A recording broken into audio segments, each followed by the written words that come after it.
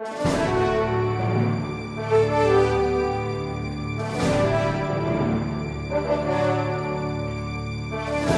Iglesia Bíblica del Señor Jesucristo presenta Palabra de Gracia. Hermanos, abran sus Biblias en Juan capítulo 13. La semana pasada, lamentablemente puse a algunos hermanos, específicamente a 2 hermanas, a pasar trabajo, porque habíamos anunciado que íbamos a empezar la serie del aposento alto, y yo de repente abro la Biblia en Salmo 19, y por lo menos sé de 2 personas que durante un rato estuvieron pensando cuándo será que él va a unir el Salmo 19 con el discurso del aposento alto. Lamento no haberles dicho que hubo un cambio de planes. Vamos a Juan capítulo 13.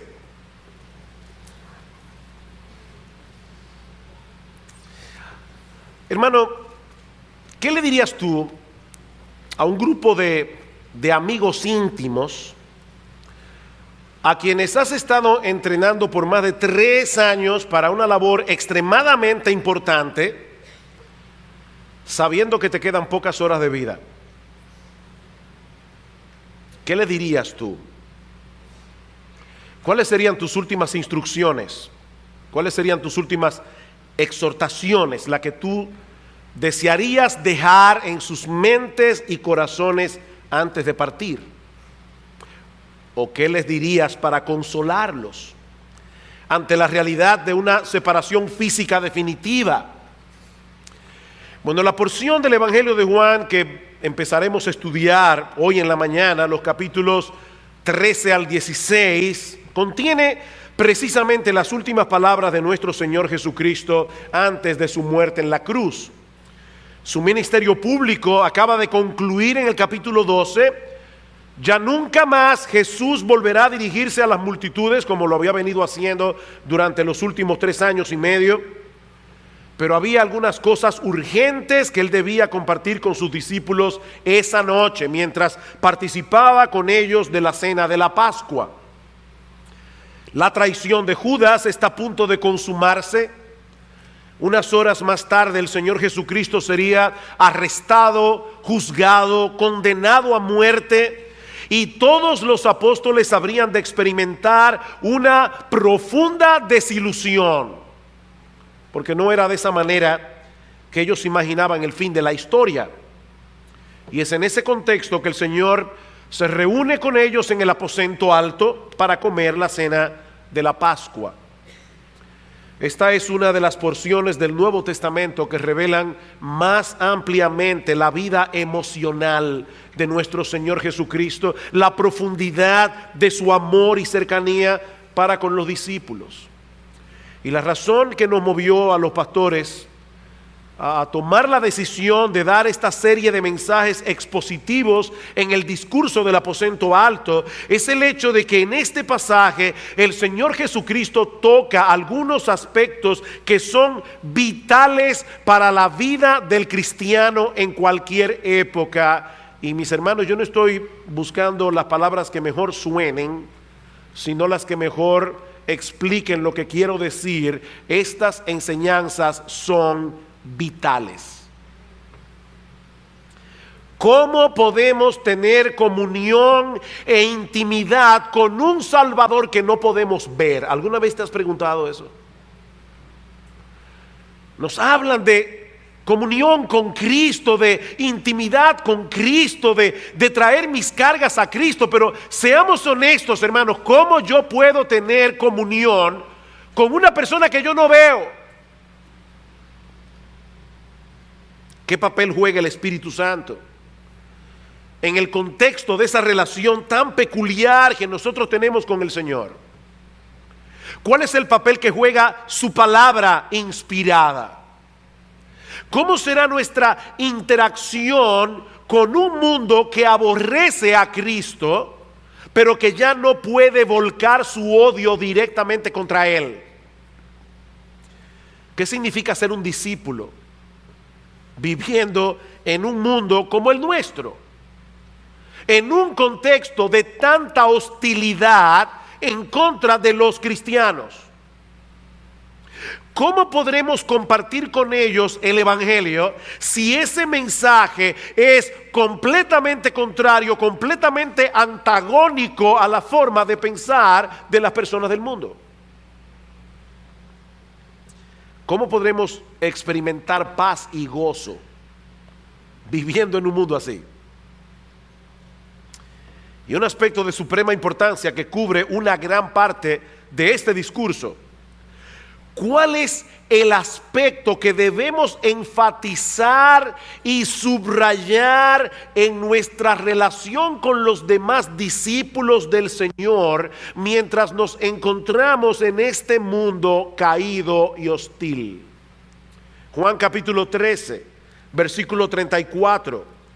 Un mandamiento nuevo os doy, que os améis unos a otros como yo os he amado, que también os améis unos a otros. En estos conocerán todos que sois mis discípulos, si tuviereis amor los unos por los otros. Juan capítulo 15, versículo 12. Este es mi mandamiento, que os améis unos a otros como yo os he amado. Un mandamiento nuevo.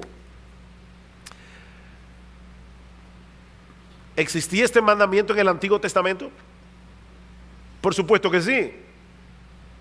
De hecho, el Señor mismo dice claramente que la ley se resume en dos mandamientos: amarás al Señor tu Dios con todo tu corazón, con toda tu alma, con toda tu mente, y al prójimo como a ti mismo. ¿En qué sentido este mandamiento es nuevo? Bueno, no es nuevo en el sentido de que nunca haya sido mencionado en la Biblia. Lo que es nuevo es el estándar que el Señor pone delante de nosotros: que os améis como yo os he amado. Eso es lo que es nuevo. El estándar de ese amor. Y es acerca de ese amor que estaremos hablando en la mañana de hoy al considerar los primeros versículos del capítulo 13. Juan capítulo 13, versículo 1. Antes de la fiesta de la Pascua, sabiendo Jesús que su hora había llegado para que pasase de este mundo al Padre, como había amado a los suyos que estaban en el mundo, los amó hasta el fin. En otras palabras, los amó hasta lo sumo. Los amó con el amor más extremo con el que alguien puede amar a otra persona. Y es ese amor, un amor extremo, como hemos titulado el mensaje de hoy, o si quieren ponerlo de otra forma, un amor extravagante. Es ese amor el que sirve de trasfondo a la escena que vamos a estudiar hoy en el capítulo 13, los primeros 20 versículos del capítulo 13. El lavamiento de los pies. Este lavamiento fue una lección memorable de humildad que los discípulos necesitaban urgentemente. En el capítulo 22 del Evangelio de Lucas, nosotros vemos que esa misma noche los discípulos, versículo 24 del capítulo 22, habían estado discutiendo entre sí quién de ellos sería el mayor. En un momento tan sensible, la gran preocupación de los apóstoles era: ¿quién es el que va a ocupar la posición de más honor en el reino de Dios? Pero el Señor les hace ver con su ejemplo que la tabla de evaluación en su reino es muy diferente a la tabla de evaluación que usa el mundo. Entre los seguidores de Jesús, los que realmente van a pertenecer al lugar más elevado, los que van a ocupar el puesto de más grande honor, son aquellos que asumen voluntariamente el lugar más bajo. Esa es la enseñanza más evidente de este pasaje, como el mismo Cristo revela en el versículo 15: porque ejemplo os he dado para que como yo os he hecho, vosotros también hagáis. Sin embargo, mis hermanos, si nos quedamos únicamente en la lección de humildad que enseña este pasaje claramente, y no conectamos el lavamiento de los pies con la declaración del versículo 1 acerca del amor extremo del Señor Jesucristo, habremos perdido el corazón del pasaje. Muchos leen Juan capítulo 13 y ven a Cristo lavando los pies, y lo único que se ve de manera muy evidente la humildad del Señor y la lección de humildad. Pero yo quiero proponerles en esta mañana que hay una lección más importante detrás. Y yo le he rogado al Señor desde la semana pasada, cuando pensé que iba a predicar este mensaje, le he estado rogando al Señor: Señor, permíteme hacerle ver a los hermanos de Iglesia Bíblica del Señor Jesucristo el corazón de este texto. Porque hay más que una simple lección de humildad aquí. El lavamiento de los pies no fue simplemente una galleta sin manos de parte del Señor. Y como yo sé que hay personas que ven esta prédica después por YouTube en otros países, van a preguntarse ¿qué significa eso de una galleta sin mano? Bueno, es que en República Dominicana la palabra galleta es sinónimo de bofetada. Pero esto no fue una bofetada sin manos. En otras palabras, este lavamiento no fue un mero reproche, hermanos. Este lavamiento fue una especie de parábola viviente del profundo amor de Cristo que sería manifestado unas horas más tarde en la cruz del Calvario. Fue por amor a los suyos que el Señor se humilló. El amor verdadero se humilla. El amor verdadero está dispuesto a humillarse, o para decirlo de otro modo, la verdadera humillación es aquella que es motivada, producida, movida por el amor. Es por eso que el apóstol Juan se empeña en mostrar el contraste aquí entre lo que Cristo sabía de sí mismo y de sus circunstancias esa noche y lo que hizo a continuación. Vean otra vez el versículo 1. Antes de la fiesta de la Pascua, sabiendo, esa palabra es clave aquí, sabiendo Jesús que su hora había llegado para que pasase de este mundo al Padre. Por cientos de años los judíos habían celebrado la fiesta de la Pascua como un recordatorio de la forma milagrosa como Dios los rescató de la esclavitud en Egipto. En aquella primera Pascua, en los días de Moisés, Dios ordenó a los judíos que sacrificaran un cordero cuya sangre debían colocar en los dinteles y en los postes de las puertas. Como ustedes saben, el juicio de Dios pasaría esa noche por toda la tierra de Egipto, matando a todos los primogénitos, excepto en aquellas casas que habían sido rociadas con la sangre del cordero pascual. De manera que ese cordero no era más que un símbolo que prefiguraba el sacrificio de Cristo por nuestros pecados. Así que, mis hermanos, Jesús no veía la Pascua simplemente como una fiesta religiosa que traía a su memoria la historia pasada de la nación de Israel. Cada vez que Jesús comía el cordero pascual, seguramente visualizaba su propia muerte en la cruz del Calvario. Y fue con esa conciencia que el Señor participó de esa última Pascua con los discípulos, sabiendo Jesús que su hora había llegado para que pasase de este mundo al Padre. No fue simplemente un cambio de localidad. Juan no está diciendo, el Señor ya sabía que su tiempo en la tierra había concluido y que iba a mudarse al cielo. No, esa no es la idea. Esa sombra de muerte que había acompañado a Jesús a lo largo de toda su vida, ahora estaba a punto de convertirse en una realidad. Y mis hermanos, y esto es lo sorprendente de esta historia, en medio de una situación emocional tan difícil, la gran preocupación de Jesús eran sus discípulos. La gran preocupación de Jesús eran sus discípulos. Como había amado a los suyos que estaban en el mundo, los amó hasta el extremo. Y yo creo que Juan está usando las palabras aquí en una forma intencional. Él no dice simplemente que Jesús amó a los que habían creído en él, o que Jesús amó a los que le seguían. No, él dice amó a los suyos, a los suyos, a los que le pertenecen a él. Porque fueron escogidos por el Padre, fueron comprados con su sangre, fueron llamados eficazmente a salvación por el Espíritu Santo y ahora son suyos.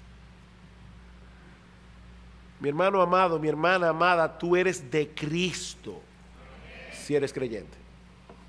Tú eres de los suyos, de los que le pertenecen. Mis hermanos, hay un sentido en el que Dios ama a la humanidad en general.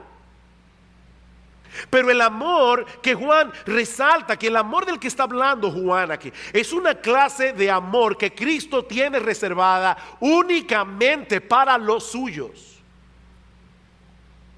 Es por eso que más adelante el mismo Señor hace una diferencia entre Judas y el resto de los apóstoles. Vean el versículo 18. No hablo de todos vosotros, yo sé a quienes he elegido, mas para que se cumpla la escritura, el que come pan conmigo levantó contra mí su calcañar. Y en Juan capítulo 15, versículo 12 al 16 dice: este es mi mandamiento, que os améis unos a otros como yo os he amado a ustedes. Nadie tiene mayor amor que este, que uno ponga su vida ¿por quién? Por sus amigos. Sus amigos, tú y yo somos los amigos de Jesús. Vosotros sois mis amigos, dice Cristo, si hacéis lo que yo os mando. Esa es la evidencia. Ya no os llamaré siervos, porque el siervo no sabe lo que hace su Señor, pero os he llamado amigos, porque todas las cosas que oí de mi Padre os las he dado a conocer. No me elegisteis vosotros a mí, sino que yo os elegí a vosotros. Esta amistad, dice Cristo, la inicié yo. Esta amistad entre ustedes y yo comenzó conmigo, yo los elegí. Miren, hermanos, cuando yo pienso en la elección, algunas personas cuando piensan en la elección piensan en un tremendo problema teológico que ha traído no poca discusión a lo largo de toda la historia de la iglesia. No, cuando yo pienso en la doctrina de la elección divina, yo no pienso en una doctrina teológica que trae problemas y divisiones a la iglesia. Yo pienso en algo que llena de alegría mi corazón. Jesús me escogió. Jesús te escogió desde antes de la fundación del mundo, cuando tú no habías hecho ni bien ni mal, cuando tú ni pensabas nacer. En la eternidad Jesús pensó en ti, te escogió para que seas su amigo, para que pertenezcas a ese grupo de los suyos. Mis hermanos, yo creo que muchas veces los creyentes tenemos dificultades para enfrentar los problemas de la vida, porque perdemos de vista los elementos más fundamentales de nuestra fe. Hay un teólogo alemán muy controversial, pero un gran teólogo, uno de las mentes más brillantes del siglo XX, y en una entrevista que le hicieron ya viejo, le preguntaron a este hombre: ¿cuál es la verdad teológica más profunda que tú aprendiste a lo largo de tu vida? Y él respondió, fue en Estados Unidos la entrevista, él respondió en inglés. Voy a traducirlo, pero lo voy a decir en inglés porque es importante que sea en inglés. Jesus loves me, this I know. Una canción infantil, Cristo me ama, bien lo sé. ¿La han oído? Jesus loves me, this I know. For the Bible tells me so. La Biblia dice eso. Dice, esa es la verdad más profunda que yo he aprendido en toda mi vida. Cristo me ama.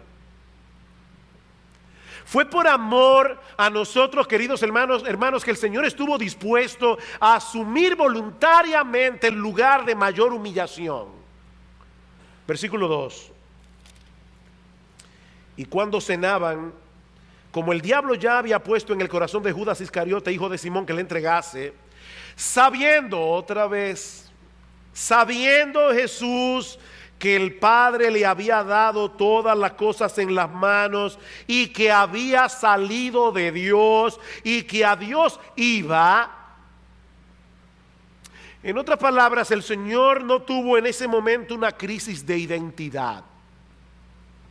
Él estaba plenamente consciente de su grandeza cuando tomó la decisión de ocupar el lugar del más bajo de los siervos. Jesús sabía que el Padre le había puesto todas las cosas en sus manos, dice Juan. Jesús sabía que él había salido de Dios. Jesús sabía que él regresaba al Padre. En otras palabras, él sabía perfectamente que en muy poco tiempo estaría sentado en su trono de gloria, que dejó voluntariamente para venir a salvarnos.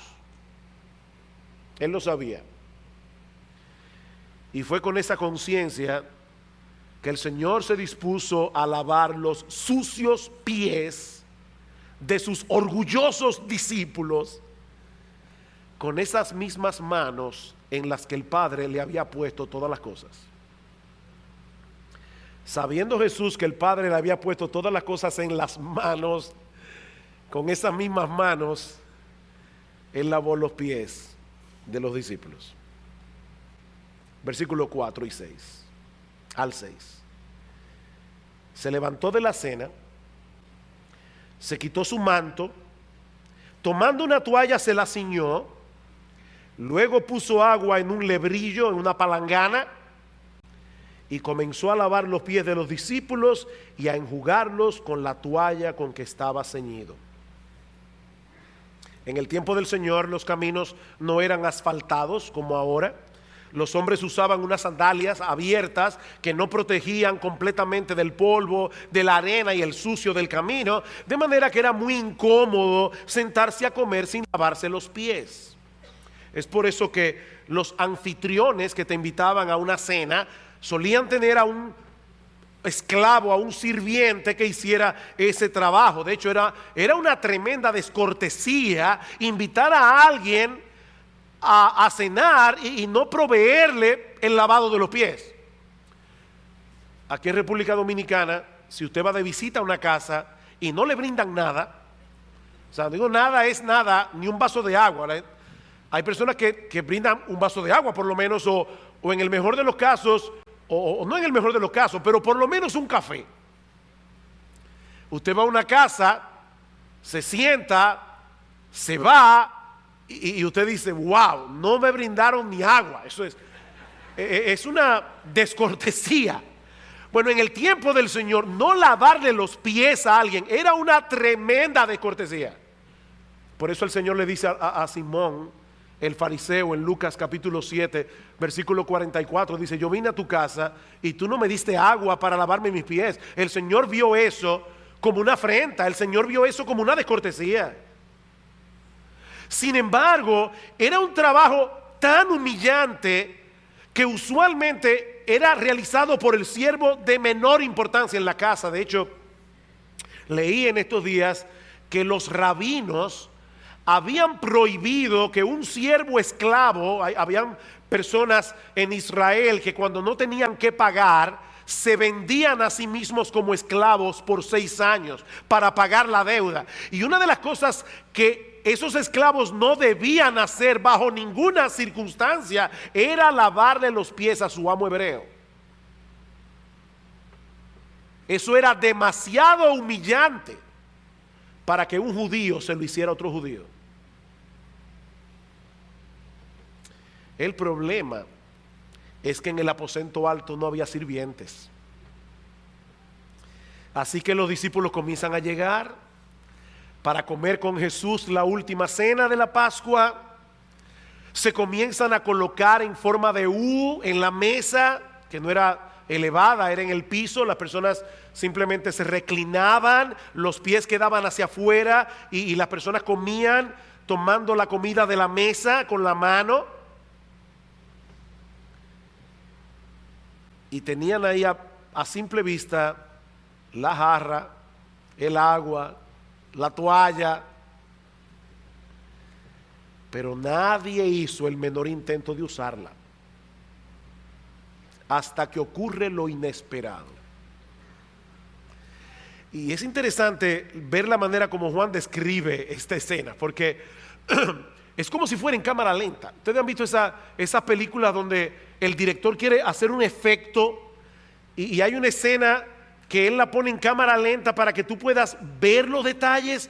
Jesús va a hacer algo aquí y Juan quiere que lo veamos en cámara lenta. Versículo 4 otra vez. Se levantó de la cena, se quitó su manto, tomando una toalla se la ciñó. Imagínense a los discípulos. ¿Qué es esto? ¿Qué es lo que él va a hacer? Luego puso agua en un lebrillo y comenzó a lavar los pies de los discípulos y a enjugarlos con la toalla con que estaba ceñido. Yo me imagino que en ese momento se podía oír el vuelo de una mosca en el aposento alto. Es difícil saber lo que estaba pasando por la mente de los discípulos viendo al Señor en una posición tan humillante, pero podemos suponer que estaban bien avergonzados. Ahora, a pesar de toda su vergüenza, todavía ninguno se levantó de la mesa para ocupar su lugar. Yo no sé si alguno llegó a considerar la posibilidad de lavar los pies de Jesús. Tal vez eso se le pudo haber ocurrido a alguno. Pero lavarse los pies entre ellos, jamás. Eso era demasiado humillante. Estos hombres tenían el corazón lleno de orgullo y Cristo lo sabía. Pero aún así continuó lavándole los pies uno a uno hasta que llegó al apóstol Pedro. Versículo 6.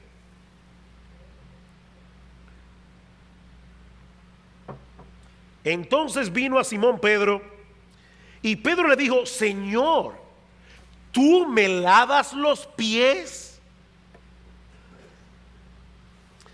El texto griego dice literalmente: tú a mí me lavas los pies. En otras palabras, siendo tú quien eres, siendo tú el más grande y siendo yo tan pequeño, ¿vas a ocupar frente a mí la posición de un sirviente? Versículo 7. Respondió Jesús y le dijo: lo que yo hago tú no lo comprendes ahora. Pedro, hay una verdad detrás de este lavamiento que tú no estás viendo en este momento, pero lo entenderás después. Pedro le dijo: no me lavarás los pies jamás. Y otra vez la fuerza del texto griego se pierde en la traducción. Así que déjeme traducírselo como pudiera ser literalmente: no me lavarás los pies ni en 1.000.000 de años. Olvídate de eso, Señor, no lo voy a permitir. Y alguien pudiera pensar: wow, por fin parece que uno de los 12 está comenzando a reaccionar con humildad. No, olvídense de eso. Esa protesta de Pedro no es otra cosa que orgullo disfrazado. Hay personas que no quieren que le hagan servicio, que les sirvan porque son orgullosos. Eso es orgullo disfrazado. Ya Cristo le hizo ver que había algo en ese acto de servicio que él no podía entender en ese momento. Eso debió ser suficiente para que Pedro se callara la boca y se dejara lavar los pies. Pero no. Pedro quiere controlar la situación. Pedro quiere decirle al Señor cómo deben hacerse las cosas. Y por favor, mis hermanos, antes de reaccionar en contra de Pedro, tomemos un espejo y mirémonos a nosotros mismos. Porque es muy usual que nosotros reaccionemos así. Muy usual. Señor, ¿acaso no hubiera sido mejor que hicieras las cosas de otra forma? De paso, mira, Señor, si tú estás dispuesto a considerarlo, yo tengo muy buenas ideas que puedo compartirlas contigo para ayudarte a mejorar el guión. Por supuesto, uno no dice eso con palabras. Uno dice eso al tener falta de mansedumbre al aceptar la voluntad de Dios cuando nosotros no entendemos qué es lo que Él está haciendo. Pero cada vez que hacemos eso, no solo revelamos el orgullo de nuestro corazón, sino también nuestra necedad. Eso es una necedad. De ahí las palabras tan tajantes del Señor a Pedro en el versículo 8. Pedro le dijo, no me lavarás los pies jamás. Jesús le respondió, si no te lavare, no tendrás parte conmigo. Uy, esa fue una respuesta bien drástica. El Señor pudo haberle dicho, Pedro, ¿no te das cuenta de que estoy tratando de enseñarles algo importante? Déjate lavar los pies para que yo pueda terminar esta lección. Pero eso no fue lo que le dijo. El lavamiento de los pies no era más que el preámbulo de una humillación mayor, la muerte de Cristo en la cruz del Calvario, por medio de la cual nuestros pecados son perdonados y nosotros somos aceptados delante de Dios. Pero es imposible que aún después de haber sido aceptados, perdonados, es imposible transitar por este mundo caído, por este mundo lleno de pecados, sin ensuciarnos de nuevo los pies. Así que tendremos que venir una y otra vez a procurar ese lavamiento parcial. No para recobrar la salvación perdida, sino para seguir creciendo en ese proceso de santificación que nuestra salvación asegura. Noten lo que le dice el Señor a Pedro, versículo 9. Le dijo Simón Pedro, Señor, no solo mis pies, sino también las manos y la cabeza. Ahí ya Pedro dijo, bueno, si yo no voy a poder tener parte con el Señor, entonces lávame entero. Jesús le dijo, no, Pedro, eso no es necesario. El que está lavado no tiene necesidad sino de lavarse los pies, pues está todo limpio. Y vosotros limpios estáis, aunque no todos. Porque él sabía a quién le iba a entregar. Por eso dijo, no estáis limpios todos. Mis hermanos, ¿saben cuál es la lección que el Señor está enseñándole a Pedro aquí? Que todo aquel que no percibe esa necesidad de lavarse los pies, es decir, de venir diariamente a Dios confesando sus pecados, probablemente está evidenciando que nunca ha sido salvo. Él le dice, óyeme bien, Pedro, si tú no quieres venir a lavarte los pies, tú no tienes parte conmigo.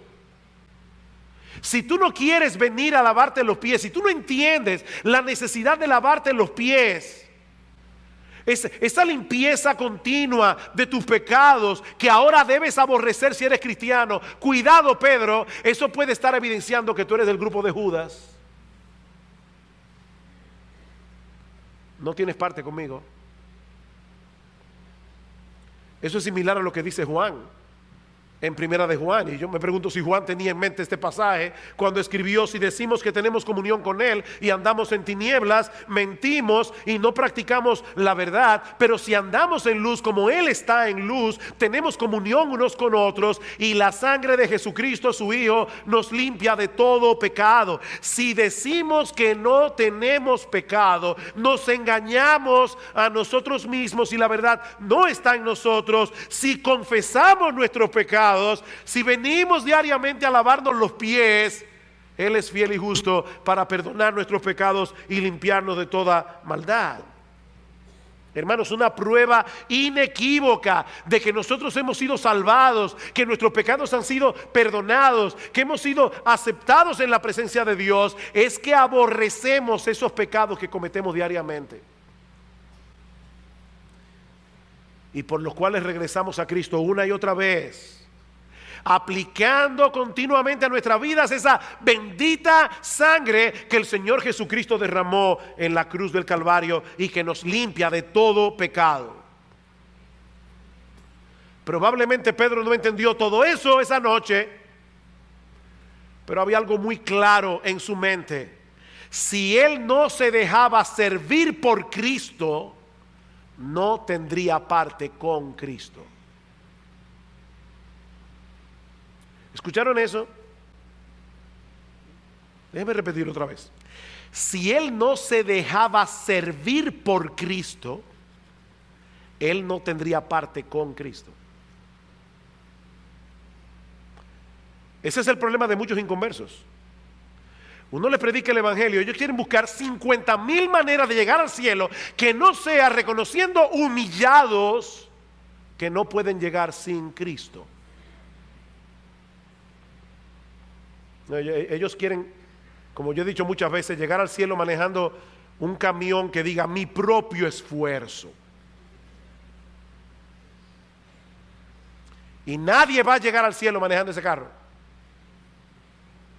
Es confiando en Cristo y únicamente en Cristo. Nadie llegará al cielo a menos que se humille y reconozca que no puede ser salvo a menos que confíe enteramente en el bendito, glorioso, maravilloso, extraordinario, exaltado Señor y Salvador Jesucristo. Nadie va a llegar al cielo de otra forma.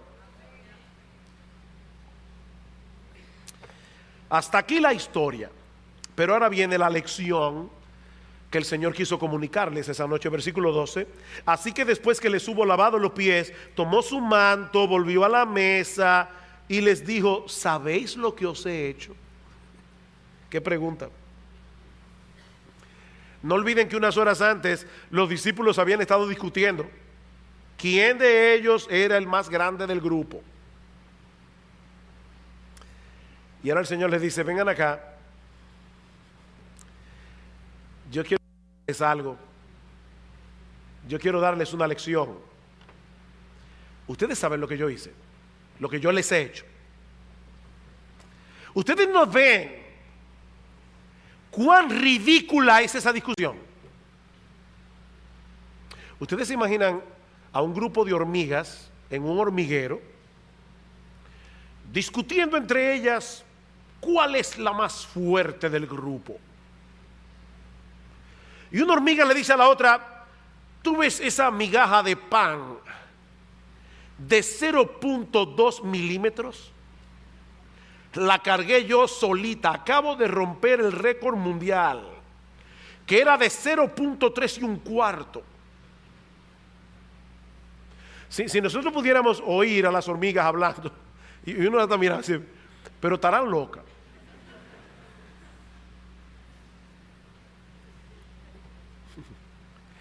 Y ¿saben qué, hermanos?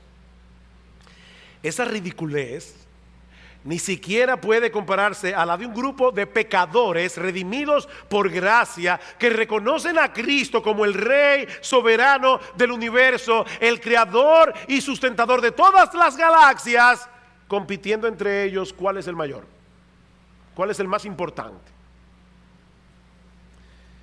Mi amado hermano, ¿qué tú tienes que no hayas recibido? Como dice Pablo en 1 Corintios 4:7, y si lo recibiste, ¿por qué te glorías como si no lo hubieras recibido? Los cristianos tenemos un tesoro en vasos de barro, dice Pablo, para que la excelencia del poder sea de Dios y no nuestra.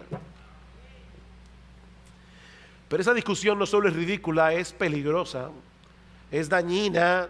No olviden que así como nadie puede ser salvo sin humillarse primero, nadie puede crecer en santidad, nadie puede producir verdaderos frutos para la obra de Dios, a menos que siga transitando por el camino de la humildad.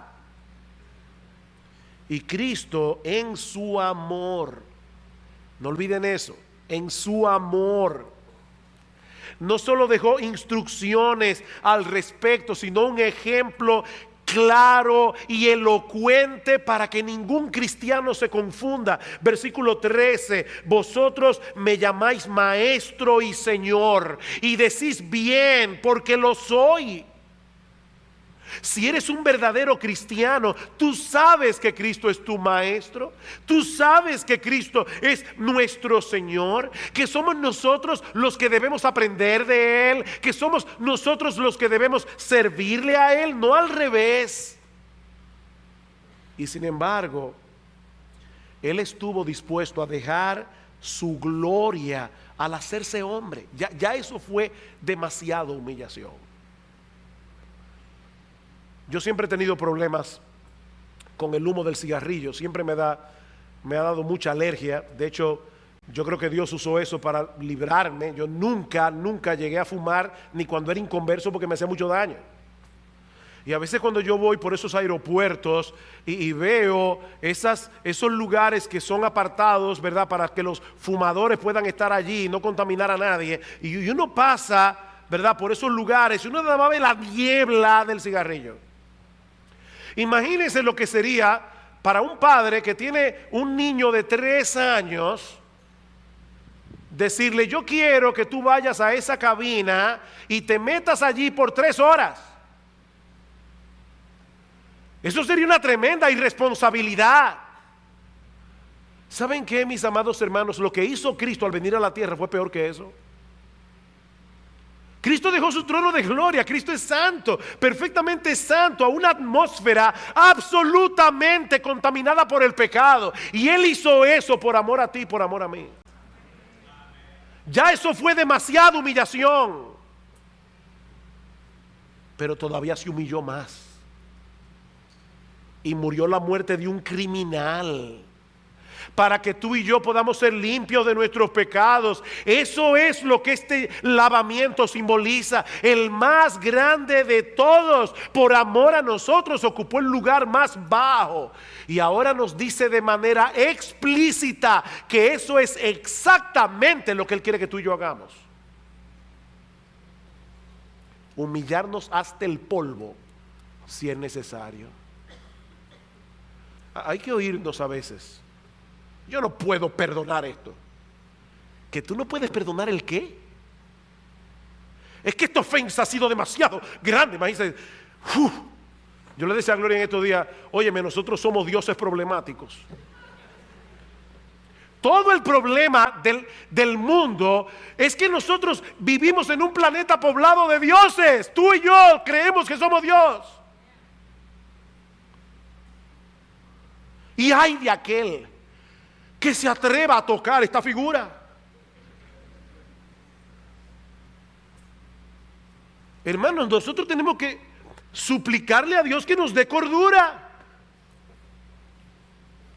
Cordura.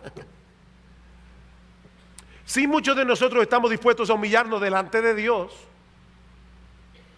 Delante de Dios. Pero no es de ese tipo de humillación de la que Cristo está hablando aquí. Es humillarnos aquí, hermanos. Versículo 14. Pero si yo, el Señor y el Maestro, he lavado vuestros pies, vosotros también debéis lavaros los míos. Eso no es lo que el texto dice. Ay, sí, Cristo. Yo te amo, mi Cristo. Todo lo que tú quieras, mi Cristo.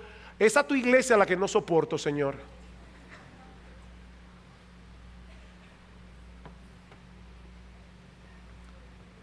Si yo, el Señor y el Maestro, he lavado vuestros pies,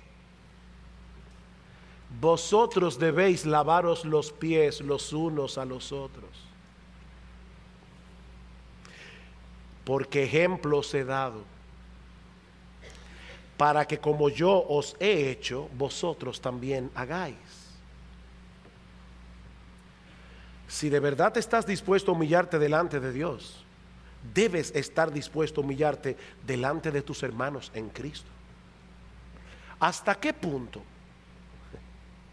Escucha Filipenses capítulo 2, haya pues en vosotros este sentir, esta misma forma de pensar que hubo también en Cristo Jesús, el cual siendo en forma de Dios, no estimó el ser igual a Dios como cosa que aferrarse, sino que se despojó a sí mismo, tomando forma de siervo, hecho semejante a los hombres, y estando en condición de hombre, se humilló a sí mismo, haciéndose obediente hasta la muerte, y muerte de cruz. Lo más extraordinario del ejemplo de Cristo en relación a nosotros es que su humillación consistió en dejar a un lado su grandeza para venir a ocupar el lugar de un siervo. Pero en el caso tuyo y mío, la humillación consiste simple y llanamente en ocupar nuestro lugar. El llamado del Señor no es a que abandonemos nuestra grandeza. Baja de ese pedestal y ven y sírvele a estos pobres mortales. No, ese no es el llamado de Cristo. El llamado de Cristo es: piensa con cordura y mírate a ti mismo como lo que eres, y actúa en consecuencia. Mis hermanos, ese no es el mensaje que el mundo predica. El problema del hombre según el mundo radica en su baja autoestima. El problema según la Biblia es que nos estimamos demasiado. Y lamentablemente, si hay un aspecto en el que la iglesia de Cristo se ha dejado evangelizar por el mundo, ha sido precisamente en un montón de púlpitos ya no se predica la escritura. La psicología humanista ha desplazado la Biblia de los púlpitos. Y los resultados están a la vista. Cada vez es más difícil encontrar dentro de las filas de los que profesan ser cristianos un verdadero espíritu de autonegación, un verdadero espíritu de servicio. ¿Saben por qué? Porque hemos olvidado nuestra identidad de siervos. Y nos hemos estado comportando como si fuéramos los amos. Ahora bien, no olviden que Jesús no les está dando una bofetada sin mano. Como había amado a los suyos que estaban en el mundo, los amó hasta el extremo. Y como los amó hasta el extremo, Jesús está tratando por todos los medios posibles de librarlos del orgullo, porque Él sabe que el orgullo es una maldición, porque Él sabe que el orgullo desgraciará sus vidas, porque ellos saben que nunca serán felices, nunca serán bienaventurados hasta que aprendan a ser humildes. El orgullo es una desgracia. Y Cristo está trayendo aquí una quimioterapia espiritual. Versículo 16: de cierto os digo, el siervo no es mayor que su Señor, ni el enviado es mayor que el que le envió. Si sabéis estas cosas, bienaventurados, felices, dichosos, gozosos seréis si las hiciereis.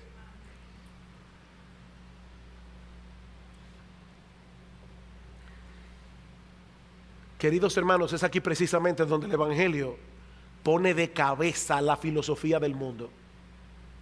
Mientras más orgulloso es un hombre y más intensamente procure su gloria y que se cumpla su voluntad, más miserable será. El mundo está lleno de gente miserable, porque el mundo está lleno de gente orgullosa.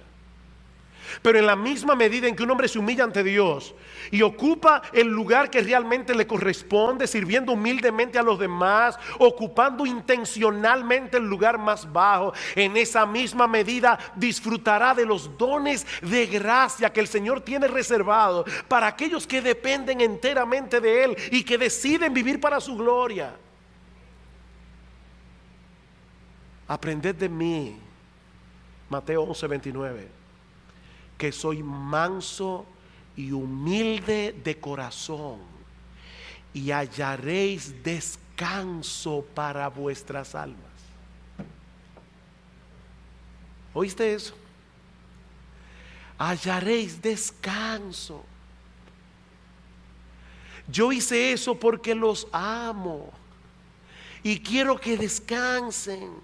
Hermanos, fue por amor a ellos que Cristo les dio esta lección de humildad, porque Él los amó hasta el extremo. Fue que Él puso este ejemplo, lavándole los pies. Él sabe que la verdadera felicidad y la verdadera fructificación. ¿Tú quieres ser fructífero en el reino de Dios? Eso depende de cuánto te humilles. Es así de simple. Eso depende de cuánto te humilles. Por eso el texto no termina en el versículo 17. Ya estoy concluyendo, pero lean el versículo 18. No hablo de todos vosotros, yo sé a quienes he elegido, mas para que se cumpla la escritura, el que come pan conmigo levantó contra mí su calcañar. Desde ahora os lo digo antes que suceda, para que cuando suceda creáis que yo soy. En otras palabras, la traición de Judas no me está tomando desprevenido. Yo sabía que eso habría de ocurrir, porque yo sé a quienes he elegido, y se los digo de antemano para que cuando eso ocurra ustedes sepan que yo soy. ¿Que yo soy qué? No, que yo soy. Ese es el nombre de Dios. El nombre con el que Dios se revela en el Antiguo Testamento, en Éxodo 3. Yo les estoy diciendo esto para que ustedes sepan que yo soy Dios, el Dios encarnado. Pero ahora escuchen lo más increíble, versículo 20. De cierto os digo, el que recibe al que yo enviare, me recibe a mí, y el que me recibe a mí, recibe al que me envió. ¿Está cambiando Cristo de tema aquí? No, hermanos. Él está diciendo, óiganme bien, yo fui enviado por mi Padre, y de esa misma manera ahora yo los envío a ustedes al mundo como mis representantes. El que los recibe a ustedes cuando les prediquen verdaderamente la palabra, cuando les prediquen el evangelio, el el que los recibe a ustedes me recibe a mí, y el que me recibe a mí recibe al Padre. Pero si ustedes quieren ser fructíferos en esa labor a la que yo les estoy enviando, tendrán que humillarse hasta el polvo.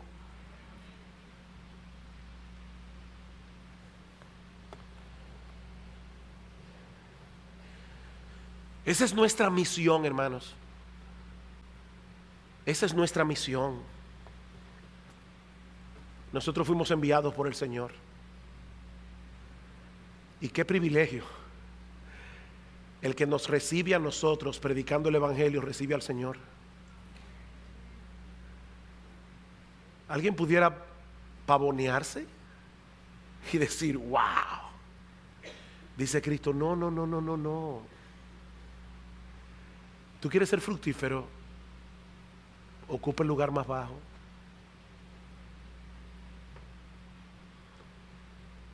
Ocupa el lugar más bajo.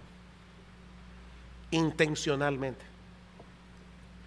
Y mi amigo, si tú estás aquí sin Cristo, yo quiero recordarte una vez más lo que dijimos al principio: sin humillación no hay salvación.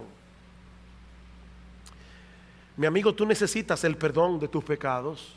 Y lo que el Evangelio anuncia es que no tienes la más mínima capacidad de resolver ese problema por ti mismo. Pero Dios en su amor envió la solución a este mundo en la persona de su Hijo. Solo Él puede perdonarte de todos tus pecados. Solo Él puede concederte por gracia el don de la vida eterna. Pero no hagas como Pedro, mi amigo. Déjate lavar. Déjate lavar. Reconoce que estás en bancarrota. Reconoce esta mañana que no tienes nada que ofrecer, excepto una vida entera de pecado que necesita del perdón de Dios. Déjate lavar en la sangre preciosa del Cordero. Recibe por gracia en esta mañana el don de la vida eterna. Que Dios tenga misericordia.